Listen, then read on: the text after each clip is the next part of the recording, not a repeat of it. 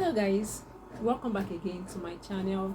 Thank you so much for always watching. Thank you for always following my channel. Thank you for liking. Thank you for subscribing each time. Thank you for the encouragement. It really means a lot to me, and seriously, I love it. Okay, so today we really want to talk about things that helps to spicy marriage, a successful marriage. What do we really mean by successful marriage? We're not talking about spending 10 years, 15 years, 20 years, 30 years, even golden years, which is 50 years and more. We're not talking about that without happiness in marriage. Many people have lived 50 years together, but no iota of happiness. That is not a successful marriage.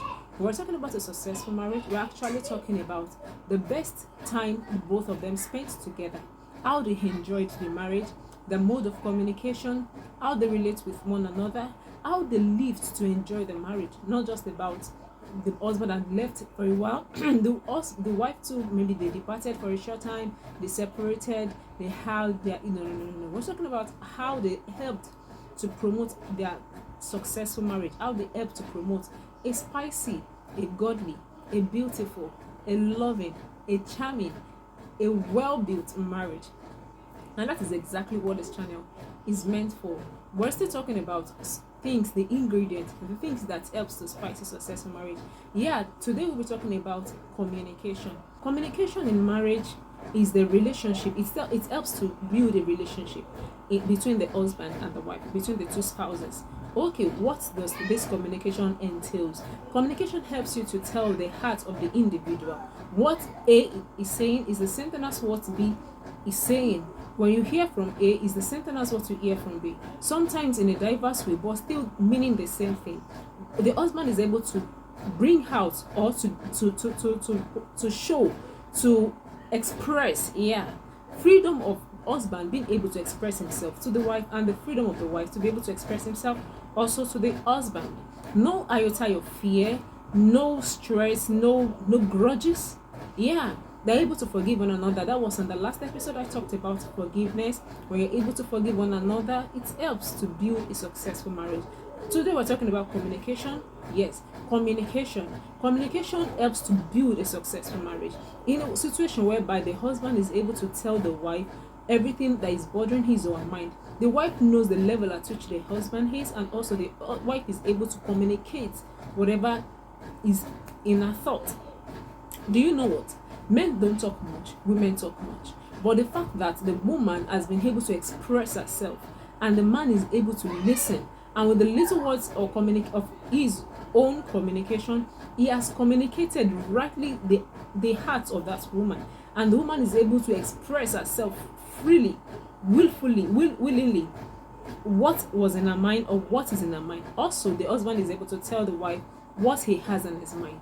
Listen, a lot of people tend to mistake communication for what it is not. Communication is not good morning, how are you, fine, have the children eaten? No, that's not communication. Communication is when the two of you can sit together, you can gist. That gisting is a form of therapy that spicy relationships. It helps you to remind yourself of the old time, forgetting that regardless of the fact that you already have children. Yes, you have children, that's a part. Children are not part of your marriage, they're only part of your family. The marriage is the build-up of this husband and wife. And when the two guys, these two people, these two lovers are able to remind themselves consistently, communicate, the husband has gone to the work, the wife has also gone out, or maybe one of them at home, the other is able to come home and express every details of what had happened the day. And the wife was able to be, knows about the details of everything that the husband had done the same day. And even the following day, if anything comes up, the wife already has the information of what happened yesterday. Also, the same thing applicable to the wife. So when the two of them have nothing hidden for one another, it helps to build up marriage. You find out that they are growing. Yes, they may offend one another, and sometimes there are ways by which we communicate. When you are communicating, you must have a good listening skills. There's a difference between communication and trying to defend one another. Sometimes you tend to make these mistakes in this.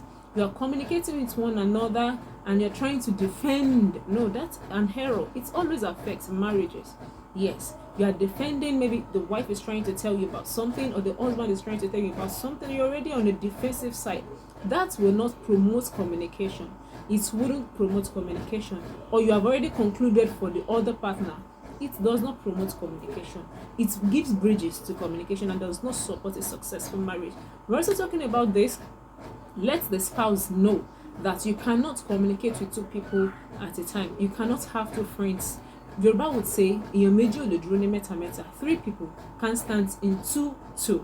What do I mean in this instance is that you cannot have a gist partner outside and think you still want to communicate effectively with your spouse in the inside.